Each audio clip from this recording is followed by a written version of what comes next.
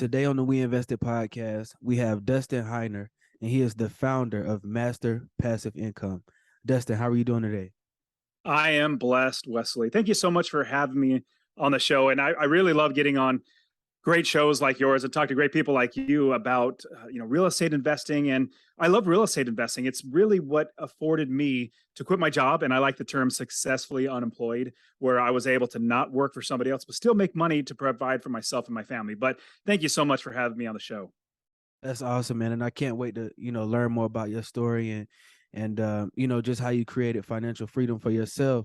But, before we get into that, would you mind letting the people know how they can find you on social media and on the internet? Absolutely. So social media, I'm on Instagram, the Dustin Heiner. So THE, I'm not that arrogant. It's just the only thing I could find. But Dustin Heiner, you could find me on there. Plus, I also have my own podcast where I talk about real estate investing. It's literally just me. I rarely do interviews, but I give out real estate investing tips and advice and coaching, Master Passive Income. You can just search for it. And in fact, Wesley, you'll appreciate this. I just hit my 1 million download mark on the podcast. Oh, wow. So I'm super pumped about that. YouTube, I'm on there as well. Just look up Master Passive Income on both of those. But I love being able to help people because I quit my job because of real estate investing. And I had so many people asking me, well, how did you do it? And I'd tell them, real estate investing, buy rental properties, buy and hold properties. And they asked me, the second question always came, well, can you teach me how to do that? So fast forward, that's what I do now is I help people on top of investing myself. I'm an investor. That's the number one, first and foremost thing. Man, that's incredible. You mentioned that you hit that 1 million mark. So, congratulations on that great accomplishment. How does Thanks. that feel to know you've had 1 million downloads and, that many chances to just meet new people and make new connections and lifelong supporters? 100%. You're absolutely right. And it's so for me, well, I'm blessed enough to have enough money because of my real estate investing that I don't need to work. So this is really just fun for me being able to do this sort of stuff. And on top of that, I found that, well, I'll quickly say my original goal when I was 27 years old, I said, you know what? I want to quit my job or I want to be successfully unemployed in 10 years. I was really blessed within 7 years. I had enough rental properties to make money. So I was able to quit my job. Then I created a new goal. My new goal is to help 1 million people become financially independent by investing in real estate, even having businesses and all that sort of stuff. Because I found the more people that I serve in my life, the better my life gets and the better everybody else's life gets. So getting to that 1 million mark, I just was like, man, that many lives I can touch, that many souls I can help to become financially independent. It's all a blessing because I am able to really just share what's blessed me and my family and seeing people change their lives. It's just a blessing to be a part of it. Man, you mentioned that you had a goal to help 1 million people. I mean, that's a large number that could probably scare most people. So, I mean, what gave you that idea or that vision to go after and attack that 1 million mark? That's a great question. And so what I really, after I quit my job, I needed a goal. And so I just wanted a monetary goal or sorry, a tangible goal, like knowing I hit this mark. So I made a goal for myself. I said, in 5 years, I want to make $1 million in profit from all of my businesses put together. And I'll kid you not, Wesley, like I'm blessed to have enough money. Now, $1 million would be great. $1 million a year would be great to have, but it was not a driver. I'm not driven by money. And I was so rejected or dejected, is that the right word? But like, it didn't motivate me at all. In fact, I would wake up and like, it's not that big of a deal. After about a year and a half of having that goal and realizing that's the wrong goal for me. Like I'm a servant. I love to serve people. I love helping people. And with that, I realized, well, the million number was a great number, but instead, let me change that into how many lives I can impact. No, I mean, that's incredible.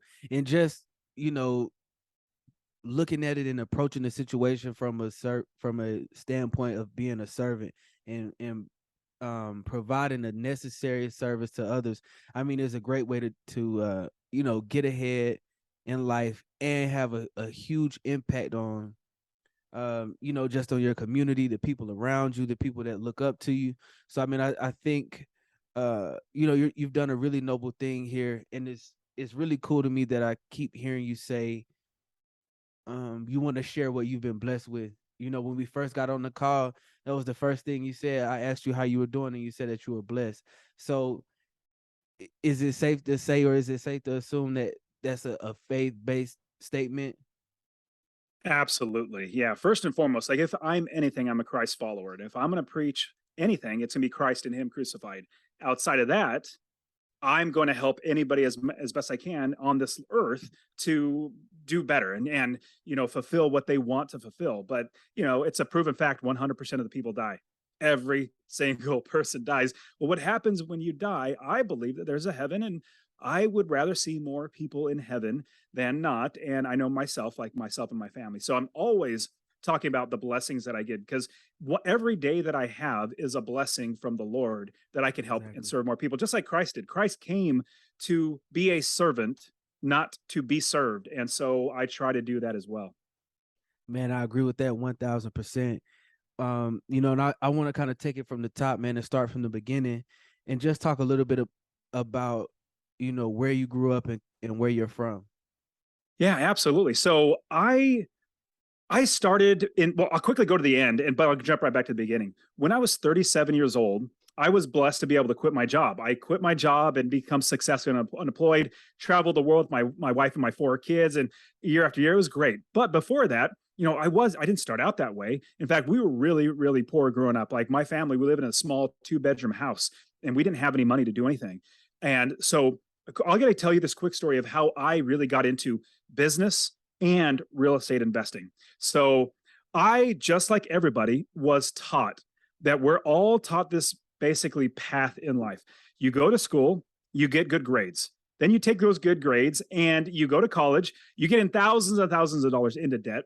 And then you take that piece of paper that they give you, and that's called a degree, and you go to companies and you try to find a job and you try to work there for 40 plus years and then retire on what you managed to save up your entire life. So I'm following that entire path and I get a job. I start working for the local county government in California, doing IT work at a local county. Like if you think of anything that's as risk averse as possible, working for the government in California and doing technology, which technology is not going away and the government's not going away. So I'm trying to get the most secure, stable job ever. Well, I'm going through that. But at the same time, I've always been entrepreneurial, always wanting to start businesses. So when I was young, I had a newspaper route. That's where you ride around on a bike and you have bags of newspapers. You throw them at 5 a.m. and bang them on garage doors, waking people up. Then I have also had a graphic and website design company. I had a skateboard manufacturing business, even a pizzeria and a convenience store. Started these all from scratch because I've always wanted to be an entrepreneur. But I'm still following the same exact plan that we're all taught, work that 9 to 5. So I got to tell you the story. This is what catapulted me, what shoved me into becoming a real estate investor. Now, I started working at the local county government, 9 to 5 desk job, and I bought one rental property. And I got money. I received money when I didn't do any work. Like I bought a property and I had property managers and other people run it. And I remember that first check that I got in the mail. It was $371. This is back in 2006 when I first started investing. I remember it was like $317 exactly. And I was like, oh my goodness, I didn't do anything. And I made money. This is fantastic. I need to become an investor. But Wesley, how everything goes, life got in the way. And as I started to have my wife and I started having kids, we had kid after kid and life got in the way. So I stopped investing. Now, here's the story. So when we had our fourth child, my wife had our fourth child and I went on paternity leave. That's where the dad stays home with the mom, changes poopy diapers and bonds with the baby and all that good stuff. And I was out for about 2 weeks and I go back to work. And in that week, I go back to work. I'm working there for a week and on a Friday at 3:30 in the afternoon, I get a call from my boss's secretary, like the top dog. I get a call from her. She says, Dustin, would you please come to the office? And I said, sure. And then I hung up the phone and I paused for a second. I thought, oh my goodness, why are they calling me the office? Like, this isn't good. Like Friday at 3:30, I've seen plenty of movies. Like this doesn't seem like it's a good thing. And then as I'm sitting there, I remembered back a couple months prior before I went on paternity leave, there was some rumors or some rumblings going on in the office that there could potentially be layoffs, like the department was running low on funds. And I immediately shook that off. I'm like, no, I've had like 12, 14 years seniority here. My bosses think I do a great job. I get raises all the time. Everything's fine. So I shook it off. Well, I get up out of my chair from my desk and I walk down the hallway to my boss's office. Now, this hallway isn't very long. In fact, it's kind of short, but every single step that I take, I feel like the hallway gets longer and longer and longer. And it feels like my feet become lead bricks because it starts to weigh on me. that I could potentially lose my job. Well, I get down the hallway and I turn the corner and I see my boss's door and I see a secretary. The boss's door is closed and his secretary looks at me, super sweet, nice old lady, one of those old, nice secretaries. And she looks at me and sheepishly, she kind of grins at me and says, Dustin, would you please have a seat? She's trying to console me with her eyes because she knows everything about what's going on. I know nothing about what's going on. So I go and I take my seat. And as I'm sitting there, I start thinking about my life. This whole plan that I've been told to basically work my entire life, if that gets taken away from me right now, was everything that I did a waste? Did I just waste my life? And then I started remembering, oh my goodness, I got 4 kids. My baby was just born two or 3 weeks ago. If I lose my job, what is that? I can't feed them. What does that make me as a father? Does it make me a failure as a father? Does that make me a failure as a man trying to provide for his family? Well, as I'm sitting there, my hands get all clammy, my forehead gets all sweaty because the weight of everything is just crushing down on me. Well, the door to my boss's office opens up, and out walks a lady, a coworker of mine, with a piece of paper in her hands. She is noticeably distraught, noticeably upset. She's not necessarily crying, but you could tell her world has been totally devastated. She walks by me, and my boss says, Dustin, would you please come in the office? I get up and I go into his office and I get laid off. And remember, Wesley, this is the government. Nobody gets fired or laid off from the government, but I did.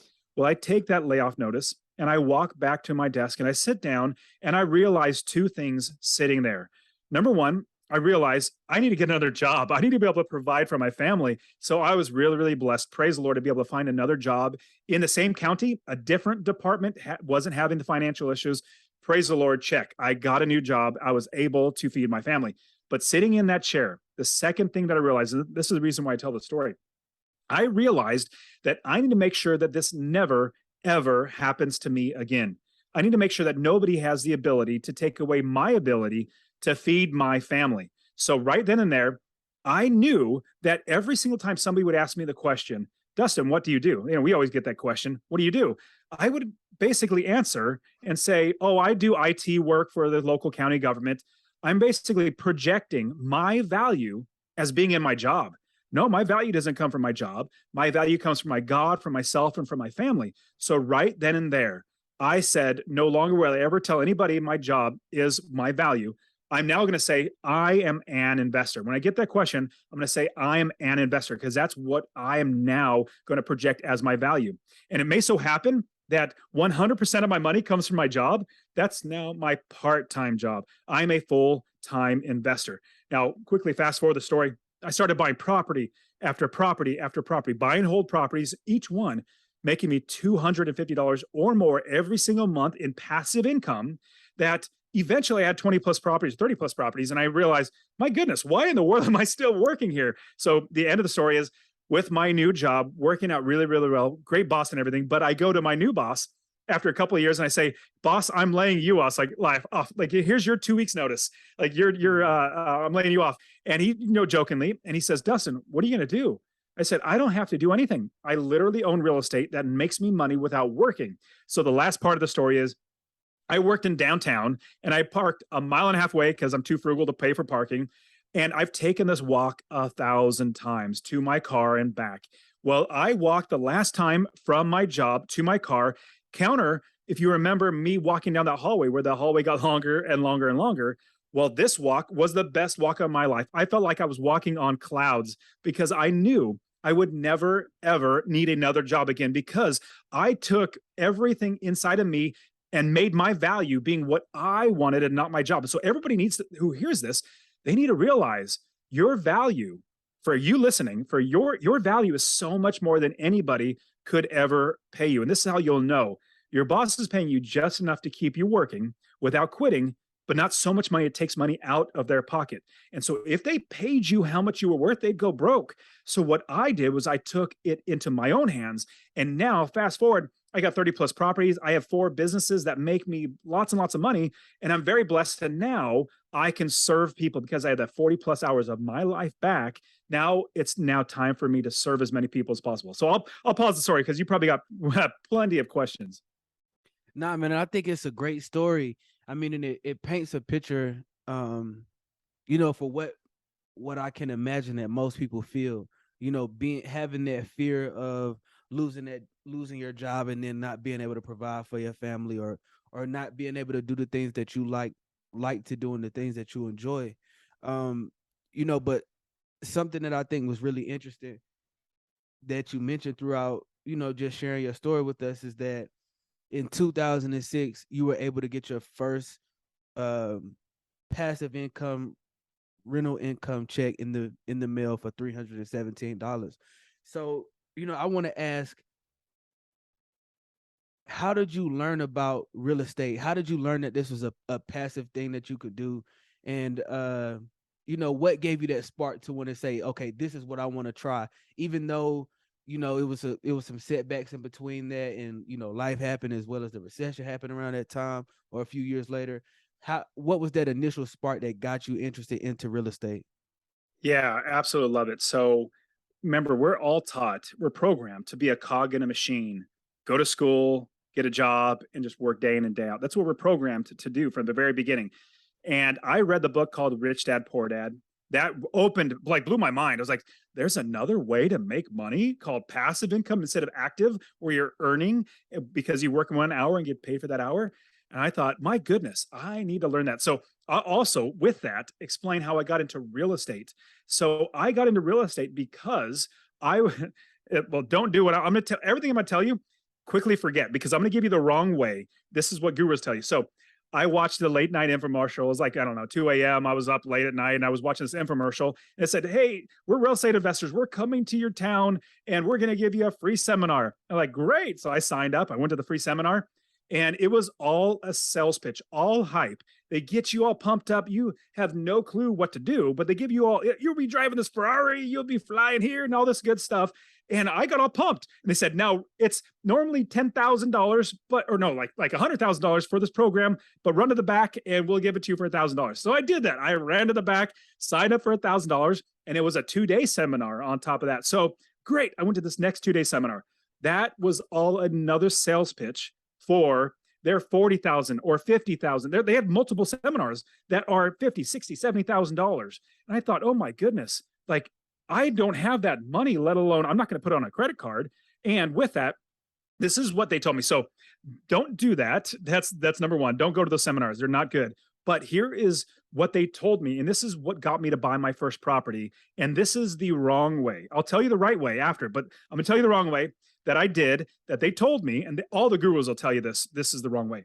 Or sorry, they'll tell you this way, but it is the wrong way. So immediately forget it as soon as I tell you. But this is what they told me. Okay, you find a property anywhere in the country and you run the numbers. That means you make sure that your expenses are lower than your rent.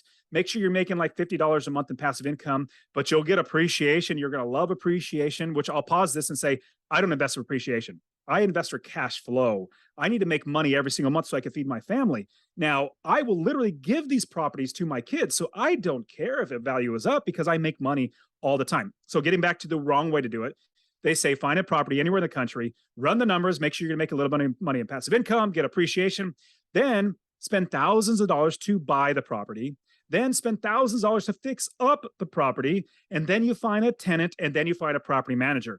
In my opinion, that's just about backwards. So that's everything they taught me. And I did that.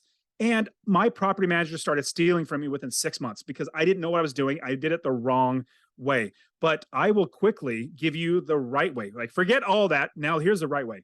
The right way is to build the business first. Because as I, first I read Rich Dad Poor Dad, then I went to that seminar, but then I followed that seminar, and that was the wrong way. But I also went back to my roots. Remember, I've always said I've been entrepreneurial my entire life.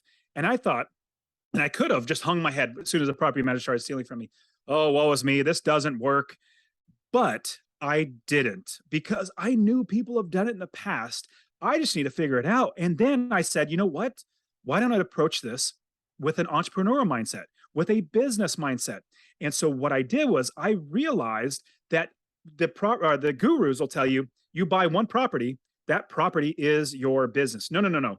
We own businesses that own property. Let me give you an example. So I'll always tell you that you need to build the business first. This is what it looks like. When you build the business first before you buy any properties, let me say, like, if you're going to start a convenience store, convenience store, candy bars, soda machines, all the good stuff. Well, you're not going to sign a lease on a location open the doors and set a box of candy bars in there on the ground. No, you wouldn't do that. You go out of business in like 2 seconds. What you would do is you would build the business first. You get the gondolas, the shelving units, you get the countertops, the cold storage, bank accounts, cash registers, insurance, employees, everything in the business before you buy any inventory. Same thing with real estate investing. We build the entire business to run itself, and then we buy a piece of inventory. That's a property.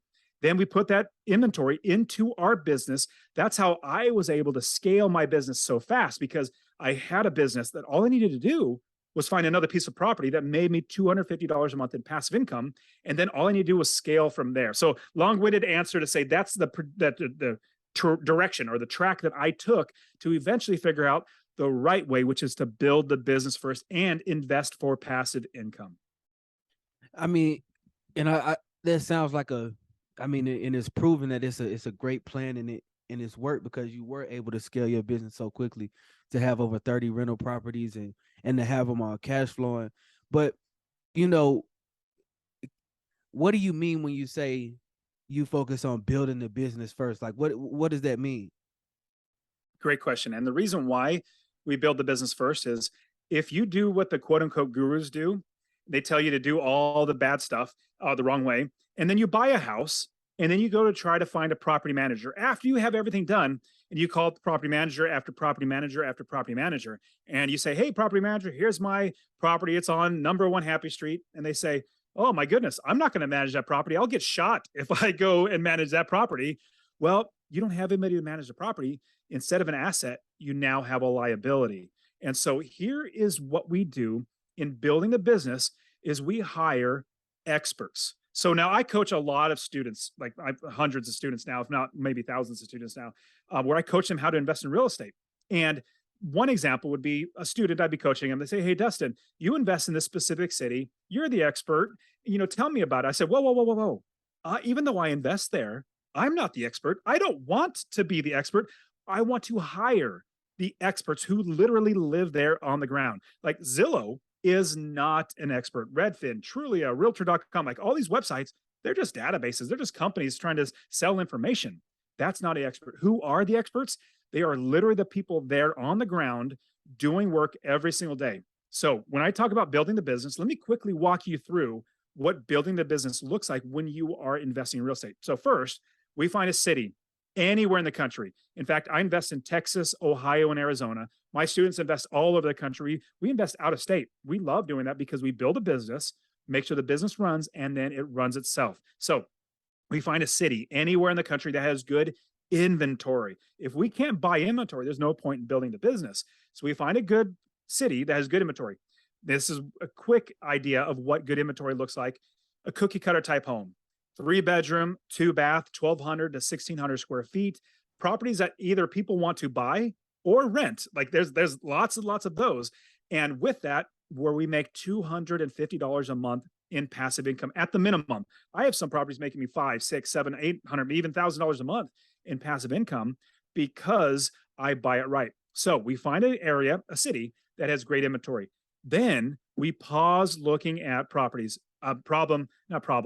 What some students do, the mistake some students do is I'll tell them, okay, find good inventory. And they'll jump the gun and say, Dustin, I found a city with great inventory. I already have 5 realtors sending me deals. I'm like, whoa, stop. Realtors are the last thing. Deals are the very last thing. Who are you going to get to manage that property? Well, I don't have a property manager yet. Well, let me give you an example of what that would look like if you bought inventory without having anybody manage a business. Same thing with the convenience store example. If you started a convenience store and got inventory in there, put your hard-earned cash inside there, and you found somebody walking on the street and said, hey, you got a pulse. How about you come in here, manage my money, manage my customers, manage my inventory, manage my business? No, you wouldn't do that. You would hire and interview people, the property manager or the manager, before you actually hire them to actually run your business. So city with inventory, check. Next thing is we find the property managers, and they're like our quarterback. They're going to help us make money, save money, protect our assets, and make sure that our business is running well. If your property manager, quick tip, if your property manager says, well, Dustin, I'm not going to manage that property, it's in a bad area, don't buy that property. I mean, it's very simple, but most people don't even think like that. Like, should I check with somebody who's an expert there on the ground? Oh, I talked with a realtor. They said it should rent great. Well, realtors are just there to sell houses. And if there's any realtors on the call, they're listening right now, I'm going to offend you and say they're a dime a dozen. I'll be completely honest. They're a dime a dozen. Who are not, who are diamonds in the rough, those are the property managers. They are going to take care of, as soon as a realtor sends you or sells you a property, they're gone. The property managers are going to be with you for 5, 10, 15, 20 years. So inventory first, then we interview and find the right property manager, and multiple interviews, like texting is not an interview, emails not an interview, phone calls are interviews. We interview and find the right property managers. From there, we need to get financing. So we start finding mortgage brokers that are going to help us to get financing, start finding private money lenders, hard money lenders, signature loans, commercial loans, bundle loans, portfolio loans, all these other, there's lots of them. So I was rattling off a bunch of them. There's lots of ways to get money. Then we find a way to make sure we make money. Then we find inspectors that are going to inspect the property, make sure it's a good property, contractors, insurance agents, all these other people that can run the business. Then lastly, we find realtors who are going to send us the deals, wholesalers, other investors, other property managers that are going to send us the deals. This is how the reason why I call it an automatic business, because I have so many other people doing the work for me that I just wake up in the morning, drink my coffee, look at my email, and see all the properties that were sent to me. I'm like, oh, I like this one. I'll go ahead and buy it. It takes like maybe 5 minutes to send it over to my property manager, my realtor, and then maybe doing some analyzation, then wiring the money, signing the documents. Maybe take 2 or 3 hours of my time at most. I have other people do all the work. So when I talk about building the business, it is getting the right people who are experts there on the ground, and it could be anywhere in the country, and they do the work for you. I think that's a genius way to look at it, and to like a genius plan of attack is to rely on the boots on the ground by going directly to those property managers and seeing what they think, and just getting the feel of the city and the area through them. But what I want to ask is, you talked about financing. So let's say a person buys their first rental property, they feel good, they're excited, and let's say they're lucky and they get anywhere from $500 to $1,000 a month in passive income cash flow on property. Typically when a person buys a home or an investment property, they may drain their savings. They may be out of money after that first buy, after that first purchase. And making $500 to $1,000 a month is good, but it'll take some time in order to build up to purchase that second or third property. So how did you focus on scaling your company financially? So you made that first purchase or the second purchase, but how did you go about? Were you refinancing the properties? Were you doing fix and flips? Like, how were you handling that? So definitely not fix and flips. That's too much work. I don't want to do any work. I want other people to do all the work. And if you fix and flip the property, you make a little cash, which is great, but then you don't have the property making you money. I don't sell my properties when I own them because they make me money from day one. I'll get to the financing in just a second, but I hold on to these properties, and I will literally give these properties to my kids and teach them how to invest. This is creating generational wealth. It's going to be going forever. And until they actually sell it, because I'm not going to sell it, that's for sure. But if I want to get the equity out, because you might be thinking, well, you could sell it and higher than you bought it for and pocket $100,000. Like, that's a good idea, but then I get taxed on that. Why don't I do a refinance, which means I get another loan on the property, pull that equity in cash, put it in my pocket, which is a tax-free loan. Hear that again? That's a loan. It's tax-free. You get taxed when you're penalized by tax when you make money, not when you borrow money. When you're making the bank money, they don't care. They want to let you borrow as much money as possible. So it's tax-free loan. So getting back to what your original question was, but the financing, how to finance the next property over and over again. There's a fantastic term. I absolutely love this term. And it's an acronym, OPM, other people's money. Now, you can buy with your own money, but how much? Well, let me give an example. So let's say you put $20,000 down to buy a $100,000 property. And yes, there are properties that go for $100,000. Not if you live on the coastlines, you probably wouldn't realize that, but there are great properties in the Midwest. $100,000 is a good property. So let's say you put $20,000 down on a property. That's $100,000 and you make $250 a month. Well, without getting calculations, that $20,000 makes you $250 a month. That's not bad. But what if you had $0 out of your own pocket to buy this property and made $250 a month? That's like infinite returns because you didn't put any of your money. Let me quickly give you an example. And this is one of many. And I'll say this, that I counted at least 14 or 15 different ways that I used other people's money. And I'll quickly go through them.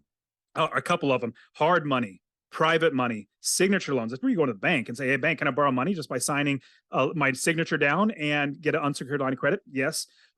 Portfolio loans, bundle loans, commercial loans. I've even used credit cards. And kid you not, I've used credit cards, and it's an advanced strategy. Don't get me wrong. It's advanced strategy. You need to know what you're doing. But I knew even if I paid a lot of money, I would still make money, because here's what it really comes down to. If you can buy a candy bar for 50 cents and you know you can sell it for $1, like, it's easy. You know you can. Like, when I buy my properties, I know I will make money. So you know you can sell it for $1. Well, if you don't have 50 cents to buy a candy bar, how are you going to start a business? Well, you can't unless you borrow with OPM, other people's money. And let's say it cost you 25 cents to borrow 50 cents, but you can make $1. 25 plus 50 cents is 75 cents. You sell it for $1, you still pocket 25 cents. That's a great thing. Doesn't matter if it costs you 25 cents. Your customers are paying for that in the end. You borrow that all day because you're going to be making money. Same thing with real estate investing. We utilize other people's money with, like I said, hard money loans, even private money lenders. I love utilizing private money lenders, like friends and family members. They want to invest in me because I make money and I make them money. And so what we do is we utilize other people's money. Let me give you one quick example of one of my students. His name's Benjamin. He lives in Sacramento, California. He's a pastor. He doesn't make much money, so he doesn't have any extra money. But what he does have is a house, and he knows he can't work forever. And he said, you know what? I want to invest in real estate. Well, I said, you have a house. Let's get a home equity line of credit. It's appreciated in value. So he pulled out like $150,000 in a home equity line of credit. He bought a house. I want to say it was in Michigan. I could be wrong, but in some other state. He bought the house, and here are the numbers. It was originally, they were asking like $120,000. We negotiated. I helped him to negotiate down to $70,000. So he captured that much equity. That's literally $50,000 in his pocket from when they wanted. He could have paid 120, but why when you could pay 70? Then he fixed up the property. Then he got it rented, and then he's making a good amount of money, like at least $250 a month in passive income. And then what he did, because remember, he bought this house. It's free and clear because he bought it with his home personal residence, his own personal home equity line of credit. Well, he needs to pay that back, right? So what we do is we refinance this new house that he owns that's making him money, pull that cash out in a 30-year fixed loan, low payments. He makes a lot more money in passive income, pays off his home equity line of credit, and it appraised for like $175,000 or $150,000, something like that. Like, it appraised for more, and he pulled out even more, and he put like 20 grand into his own pocket on top of paying off his home equity line of credit. All that to say, there are so many ways to do this. Everything from finding properties to funding properties to doing everything I'm telling you. It's just that you don't know what's out there until somebody shows it to you. And then it's like, light bulb, oh my goodness, this is a great way to go. No, man, I mean, and just, hearing the passion and the enthusiasm that you're talking about it and reminiscing on these stories. I mean, it's it makes it feel like you'll be crazy kind of not to do it. Like, you'll be crazy not to invest in real estate and to get this passive income. So, I mean, I'm definitely interested in it. And it's a subject I've been studying for a while, for a few years, but it makes me feel good to hear that, a real estate expert such as yourself is comfortable with and actually prefers or likes investing in a state outside of your home state or outside of your residential state, which I think that's the most interesting part to me. What are your thoughts about, just investing outside of, where you live? I actually prefer it. Funny enough, it's really weird. So I'm a doer. And so if I invested anywhere in my city, maybe even like a 50-mile radius, I would literally drive at 2 a.m. Oh, it's a toilet leak. Okay. And plus, remember, I said I'm frugal. So I would drive there to fix the toilet if that was happening, because that's how I am. I am forced to hire right people to do the work. Now, here is what's amazing. So when you do out of state investing and you build the business and you buy the right inventory, like you're not going to buy a candy bar for $1.25 if you can only sell it for $1. You're going to lose money. So we only buy the right properties. Now, the great thing about this is I don't pay for, on any of my properties, I don't pay for my taxes. I don't pay my mortgage. I don't pay my insurance. I don't pay for my property manager. I don't pay for repairs. I don't pay any of that stuff. My tenants pay for all of that. It's not like I need to get a job to pay for my property manager, the ones that manage the property. I bake that in, or I make sure that expense is accounted for before I buy the property. So and this is literally how you do it. It's super simple. I'm not that smart. More than likely, Leslie, all of your listeners are much smarter than me. So it's just addition, subtraction, and a little bit of multiplication. It's very, very simple. I'll quickly go through it. So all you do is calculate all your expenses. I just went through them, like your mortgage, taxes, insurance, things like that. You go through those and you add those up. That is your total expense. Then from that total expense, you find out from your expert, the property manager, how much it could rent for. Let's say it rents for $1,200. Your expenses are $950. Well, that's $250. That difference is passive income that we put into our pocket. From there, that's passive income that we make.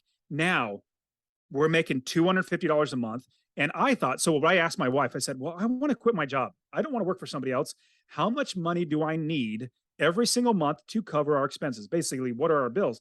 I remember the number specifically. It was $4,200. She said, we need $4,200 to pay for mortgage and bills and all that sort of stuff. I said, okay, if I buy one house that makes me $250 a month, that's $3,000 a year in passive income without working. Well, if I just multiply that out, if I get 10 properties, that's $2,500 a month without working, $30,000 a year in passive income. 20 properties is $5,000 a month, $60,000 a year. You just multiply it from there to fix your expense, to cover your expenses. And so what I've done is I've realized what I need to do is build a business. And as I build a business, I can and will invest anywhere in the country.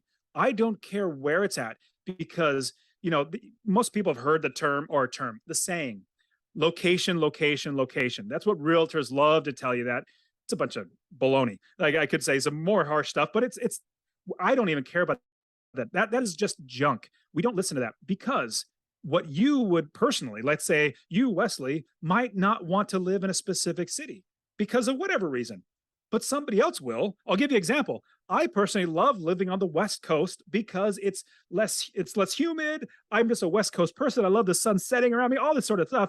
I go on the East Coast. It's so humid. Oh my goodness, it's so humid. I don't want to live there, but that's me. Just like if I had a convenience store, I buy thousands of different types of candy bars, or maybe hundreds, but lots of different types of candy bars. I may not care to bite into a single one, but who would? My customers. They are the ones that I need to please. So anywhere in the country, people will live there. And so if your people will live there, remember, we verify there's inventory, verify that there's customers that are going to be there because we're building the business. Once we do that, we are absolutely able to invest anywhere in the country, as long as we build the business and have the experts run the business for us. So, you have multiple properties that cover your monthly expenses and that cover the fund expenses as well. And now we move on to you creating this business, you having a process, you capturing the process and learning how to reproduce it and replicate it. And so now we go on to, your podcast, your YouTube, the books that you've written. How was that, or I guess I should say, why was it important for you to create additional revenue streams outside of the real estate? That's a brilliant question. And the reason why I find it brilliant, because I came into it as I was about ready to quit my job. See, when you have tenants and when you're buying property, number one, tenants will have calls. They'll say, oh, this is broken. Well, that's an expense that dips into what you would normally make every single month. On top of that, if you're buying another property and you have your property manager fixing up, well, that dips into how much money that goes into your pocket every single month, because they're using that money, that rent that you just made that month, to fix up a next house. And I would find that every single month, the rents would fluctuate, or amount of money that comes into my pocket fluctuates. Maybe there's an eviction, hopefully there's not, but maybe there's an eviction. Maybe somebody had to move out, whatever it might be. The revenue goes up and down. Now you could keep going until you had like $15,000, $20,000 a month in passive income, and then you can have a big buffer. But then I thought, you know what? That's good. So all my properties, they take care of my expenses. In fact, all the streams of income from the books, podcasts, YouTube channel, all this sort of stuff, those are streams of income, which are really good, but they flow into my river of income. That's my real estate. You take all that money and I buy more real estate, because that makes me more money and creates more generational wealth. And so what I did was, I realized that fluctuation, but on top of that, I literally, being successfully unemployed, had 40 plus hours of my life back. So if you were listening to this and you're working for somebody else, realize that all that time you're working for somebody else building their business, what if you spent that time on building your own businesses? Now I literally have four or five different businesses that make me money, that flow into the river of income. In fact, I even just this year created another business. It's a conference. It's a real estate investor conference called the Real Estate Wealth Builders Conference. And because I've been helping so many people, I had all my students say, hey, we want to get together. We want to meet up. And I thought, you know what? That's a great idea. Let me call my other podcasting friends who are real estate investors and YouTubers that have their own audiences. Let me see if we can get all of us together, all of us experts, and have a conference, an event where we all get together and share this information with all of you. And I was really, really blessed. Praise the Lord. We had a great conference, 200 plus attendees, 30 speakers, sponsors, and everything. But that's another business that I created. But all that money goes into my real estate, my river of income, because everything, like, you never know what could happen. Let's say the government takes away all my properties. Let's say, I don't know, something bad happened. I can't even imagine what it would be, because I haven't encountered it, where I would be bad for my properties, because I tried my best to make it as secure as possible, meaning money's going to come in all the time. If something did happen, I need other streams of income, because I have a wife and 4 kids. And on top of that, any bit of money that I could bring in goes back into my real estate that creates more passive income and more generational wealth. Building a following, being able to monetize a YouTube channel, being able to monetize a podcast, a blog, or a book is not an easy task to accomplish. It takes a lot of consistency, a lot of persistence, to achieve something like that. So I want to ask, what was your process? What process did you take in order to monetize these different social media platforms, or different forms of communication? Yes. So 2 things really stand out to me. Number 1, consistency. Like, just keep plugging away. Just keep doing it. If you're going to do a podcast, in fact, I have 3 podcasts. I love podcasting. It's one of my favorite things to do. And I have my YouTube channel. Like, they all make me money, but it's consistency. You keep doing it. Just like if your boss was paying you money to do a job. Let's say your boss is going to pay you to make YouTube videos. Well, you're getting paid, you make YouTube videos. That's eventually going to make them money. What I had to do, I wouldn't say had to, but like, one thought came to my mind was like, well, my boss is my wife and my kids. I need to make sure that they're getting fed, and I need to be consistent, putting in the work day after day, putting out good content. And what's great is the consistency absolutely pays off. So that's number 1.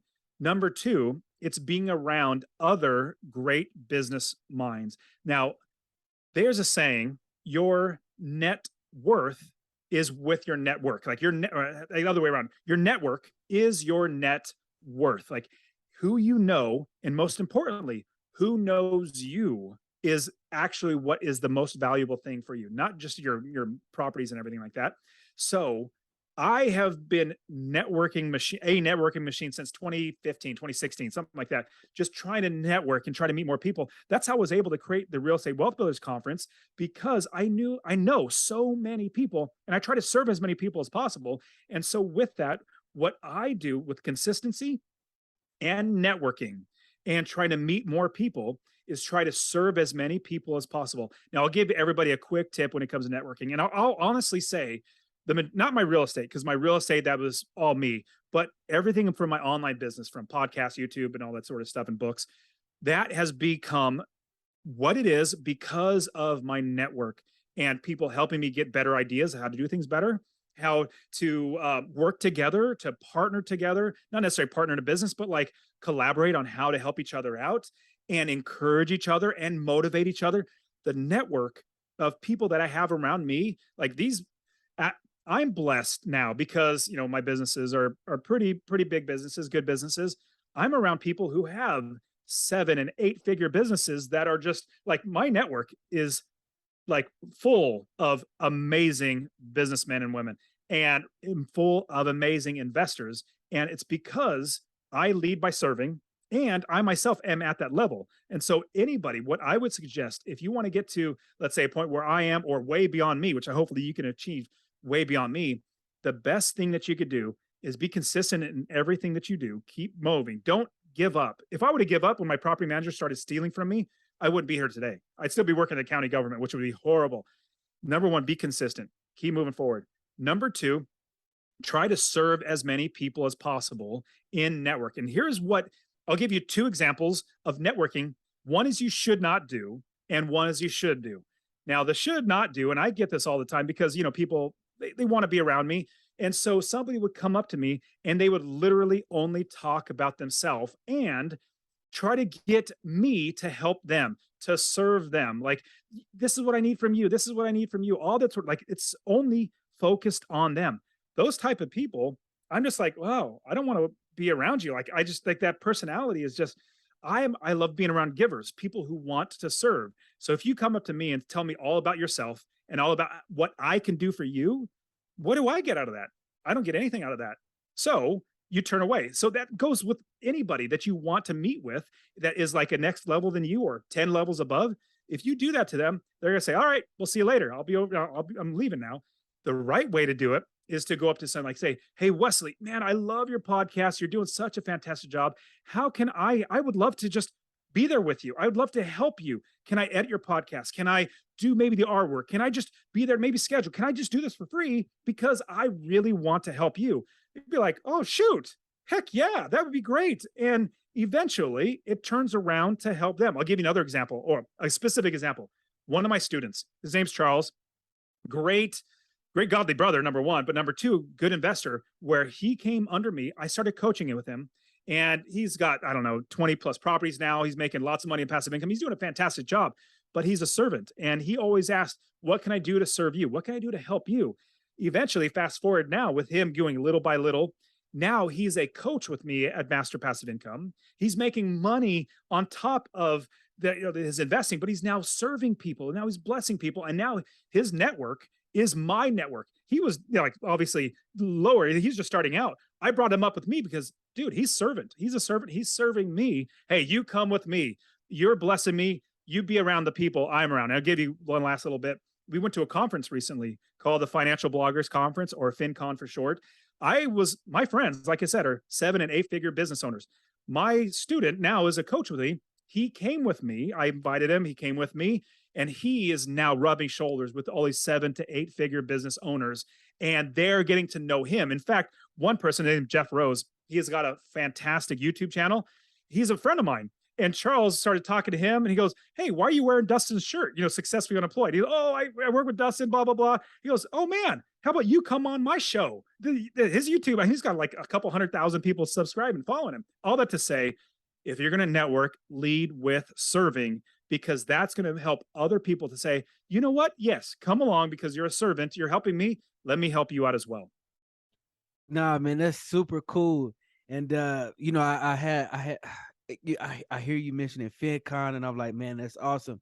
And I also hear you mentioning Jeff Rose, which he was one of the influencers I started out watching, and it kind of got me interested in doing this today. But I mean, that's incredible. And I think that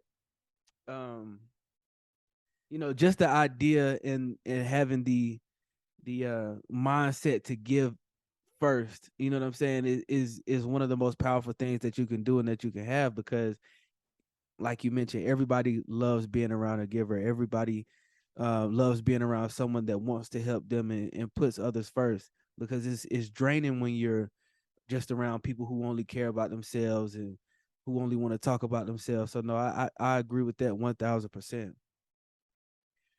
100% too. And I found that I had to learn that. It was, or learn the hard way, you know, with people just, all right, I'll see you later. I'm like, oh, but I'm still, yeah. Everybody has to learn the hard way, but hopefully, and this, I love this, I guess, old proverb. So a smart man learns from his mistakes, but a wise man learns from other people's mistakes. Learn from my mistake. I'm telling you exactly the right way to do it. Like I said, Jeff Rose is a friend of mine. And I was like, yeah, this is great because I led with service from the very beginning because I learned from the beginning. And so learn from my mistake. What you want to do is do what I told you, lead by serving. In fact, so I love the term successfully unemployed, but other people have told me, oh, there's another term that I like. It's unemployable. And I'm like, well, unemployable comes across a little arrogant to me, just me personally. And at the same time, I'm not unemployable. In fact, I would pay Warren Buffett to work for him. I wouldn't ask for money. I wouldn't even do it for free. I'd say, "Can I pay you to do it?" It'd be chump change to him. But that's how serious I am. Because the network of people I'd be around, the knowledge, the wisdom, the everything of being in that world would be so much more than I could ever pay. And so I'm not unemployable. I am just successfully unemployed. I found a way to make money to provide for myself and my family without working that dead end job, or like I say, that just over broke job. How do you define success as an entrepreneur? Good question. Let's see. So I define success, and oh, this is also something. So recently at FinCon, I did a with my realm of influence, like all my peers, like 7 8 figure influencers. We did a mastermind where we did goal setting and everything like that. And I realized about myself, like if you scale yourself from 1 to 10, 1 to 10 being 10 being great, one being not good, like everything from spirituality to finance to health to relationships, all that sort of stuff. And so as I was going through it, I was like, man, I'm about an 8 because I know I could do better, because I felt like 10 was where I wanted to be. And I knew I wasn't there. I probably could do better. So let me keep it 8. But then I got all around to my business. Now I realized, and it changed my mind. I was thinking, man, 6 months ago, I would have probably put myself an 8 or a 9 in business. But 6 months ago, I realized that I've actually hit not a plateau, but a new floor that I can now go off and scale this another huge mountain. Imagine you're climbing a mountain and you think this is the top. The top looks so far away. You start climbing the mountain, and then you get to the top and you climb over that crest over the edge, and you look up. Oh my goodness, it's even bigger, and it goes even farther, and it keeps going. There's another summit. You climb up that one, you get to the top, you think you're at the top, and oh my goodness, there's another. It just keeps going. So what I did in my business, even with everything that I have, I put myself as a 3 because I now hit that next level. And I realized there's no another mountain I can climb. And so what I count success in business is going to be different than everybody counts success in business and being an entrepreneur. So for me, when I was 20, looking where I'm at now, I say, yes, that's success. But right now where I'm sitting, I'm like, no, this isn't success. How many more people can I serve? So for me, I guess right now, success would be when I hit that 1 million. Now, I don't know how I'm going to quantify it. You know, I actually may say that actually happened. When I hit that goal of helping 1 million people become financially independent through real estate or business, when I hit that, that's what I would define as success. But it might change once I hit there. It might be 2 million or 10 million. I don't know. How would you like for people to remember you and the companies that you've created? As a servant. Incredible. I mean, what would you say the future of master passive income looks like to you? Yeah, the future is definitely serving more people and finding better ways to get people their end goal faster. And when I say their end goal, say somebody has no properties, no idea about business or real estate, and they want to have their first property that makes them $250 a month in passive income. My uh, future, what I want to do is help people get there faster And on top of that, help many, many more people. Like, let's say right now, I got maybe a couple hundred, maybe even 1,000 students now. I'd like to get it to where it's 10,000 or 20,000 students and get them to their first property even faster. In fact, right now, with my group coaching that I do, I now guarantee that in 90 days, when you start working with me, in 90 days, you'll have your first property under contract. And if you don't, I and my team will literally work with you to get you that first property. Like right now, you could just kind of, take my course and just kind of go at it and try to do it on your own. But no, we will absolutely work with you. So that's the future of master passive income. Get more people investing in real estate, and from those people, get them there even faster. That's incredible. Dustin, thank you so much for your time today, man. I really enjoyed this conversation. You, share very, very valuable and actionable information throughout this interview. I mean, and you definitely have me charged up and energized to um, start investing in rental properties and real estate. Awesome, man. Hey, would you mind? I have a course that I would love to just give all your audience. I probably should have started at the very beginning because this is probably nobody's listening to the very end now. But I have a course I would just love to give out to them because, like I said, I would like to see 1 million people change their lives. So, do you mind if I share that with everybody? Absolutely. Yeah, I'll give it to everybody for free.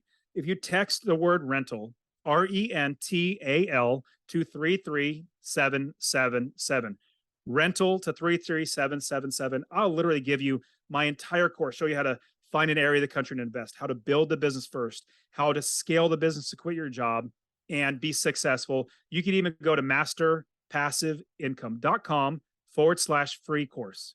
All one word, masterpassiveincome.com/free course. I'll literally give it to you. And I want to see you change your life because it's such a blessing when my students or even people that just listen to my podcast and say, Dustin, I didn't sign up for your membership, but I just listened to your podcast and I was able to buy my first property. I'm like, praise the Lord. That is so fantastic. So, and people get just my course that I give away for free, and they buy their first property. So get that absolutely for free. I just want to help you out. Plus, if you check out Master Passive Income on podcast, YouTube channel, I just want to help as many people as possible. That's awesome, man. Thank you so much, Dustin. I really appreciate your time today. Absolutely, Wesley. Thank you so much for having me, man.